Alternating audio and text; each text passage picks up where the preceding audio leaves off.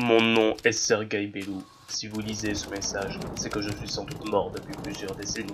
Ces documents sont les seules et uniques traces de ma biographie, ainsi que de mes rapports de munitions pour le compte des services secrets soviétiques. Ce que vous apprêtez à lire ne doit en aucun cas être retranscrit, imprimé ou recopié de votre part. Nul ne doit lire le contenu de ces milliers de pages, si ce n'est que vous. Travailler pour le bureau des départements des mystères du KGB n'est pas quelque chose de facile. Ce monde est bien plus terrifiant et horrifique que vous le pensez. Il y a des choses, des secrets et des histoires qui ne doivent en aucun cas être révélées si l'humanité souhaite encore s'épanouir au sein de ce vaste océan noir de ténèbres que nous nommons l'espace-temps. L'univers est un lieu magnifique, mais recelant des choses dangereuses, capables d'accomplir les pires atrocités que les êtres pensants de ce monde ne peuvent à peine concevoir. Vous ne vous rendez pas compte, mais en dehors de ces murs de notre réalité, il y a des ombres, des horreurs et des fantasmes qui se cachent et se terrent, attendant patiemment de pénétrer les portes de notre monde. Vous vous demandez sûrement qui je suis. Je suis un des gardiens des innombrables portes, séparant les différentes dimensions de la réalité et de la folie. Mon but étant d'empêcher ces choses de pénétrer la nôtre, si nous voulons que chaque habitant de ce monde puisse continuer son train quotidien. Il y a des choses, des idées et des secrets plus traumatisants que toutes les histoires horrifiques que vous avez pu lire ou entendre. Même les pires bourreaux de ce monde ne pourraient qu'être des âmes innocentes par rapport à ces choses. Maintenant que vous comprenez l'ampleur de tout cela, voici le contenu de ces documents. Ces derniers ne doivent en aucun cas être révélés au grand public pour la sauvegarde de notre univers matériel et les innombrables âmes qui y habitent, ni partagés, ni recopiés ou imprimés. Il n'y a que vous qui doit lire ces rapports et personne d'autre.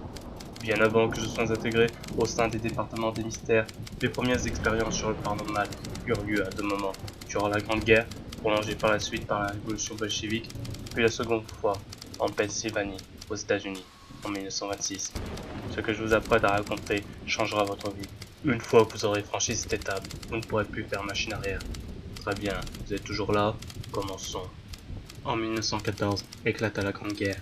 Les dirigeants, ayant soif de conquête, se lancèrent à une course à l'armement. Pour exalter le peuple et être prêts à l'envoyer à l'abattoir, les dirigeants prirent soin de les bourrer de propagande et de pseudo-valeurs patriotiques, jusqu'à qu'ils soient sous l'ivresse et sous une hystérie nationale, les poussant à se faire trucider. Ceux qui luttèrent furent exclus ou marginalisés. Ainsi débuta la Première Guerre mondiale. Ainsi débuta le début d'une longue boucherie où l'homme atteignait le point culminant de la barbarie. Enrôlé de force dans l'armée du tsar, je compris très vite à mes dépens la triste réalité du front et de la guerre. Les jours et les nuits passèrent. Chaque soldat, chaque homme du front, de l'Alliance ou de l'Entente, devait affronter ses peurs, son stress et ses cauchemars. La souffrance, la peur et le désespoir atteignirent tellement ce paroxysme que le peuple décida de se retourner contre ses dirigeants et de se réfugier sous le bras d'un sauveur qui, au fil du temps, s'avéra être aussi monstrueux que son prédécesseur. Ainsi éclata la révolution bolchevique et l'arrivée au pouvoir de Lénine puis de Staline. Engagé volontairement au sein de l'armée révolutionnaire, ayant l'envie et la volonté de renverser le pouvoir en place, cette guerre me laissa tellement des séquelles que je ne les oublierai jamais. Le froid, les corps, la famine et la mort planaient à chaque recoin.